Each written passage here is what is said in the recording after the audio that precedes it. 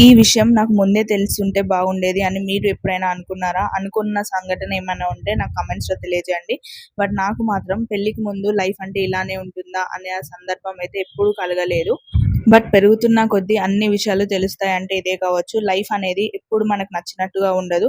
కొన్నిసార్లు మనకు నచ్చినా, నచ్చకున్నా మనం ఉండాల్సిందే. అలాంటి ప్లేసెస్‌లో, అలాంటి పరిస్థితుల్లో లైఫే అన్నీ నేర్పిస్తది అనేది కూడా చాలా 100% కరెక్ట్. పెళ్ళికి ముందు అసలు ఎవరి ఇంటికి వెళ్ళింది లేదు. ఒక దగ్గరికి వెళ్ళింది లేదు. ఏం తీసుకొచ్చింది కూడా లేదు. అలాంటిది ఇప్పుడు అన్నీ నేనే చేసుకోవాల్సొస్తుంది.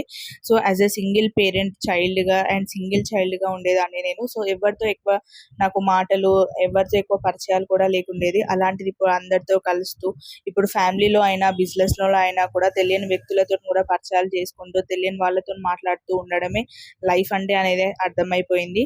సో, అందుకే పెళ్ళికి ముందు నుండి కూడా అందరితో మాట్లాడడం, అన్ని పనులు నేర్చుకొని ఉండడం, ఇండిపెండెంట్‌గా ఉంటే చాలా చాలా బెటర్ అనేది నా ఒపీనియన్. మీరేమంటారో కామెంట్స్‌లో చెప్పండి. బాయ్.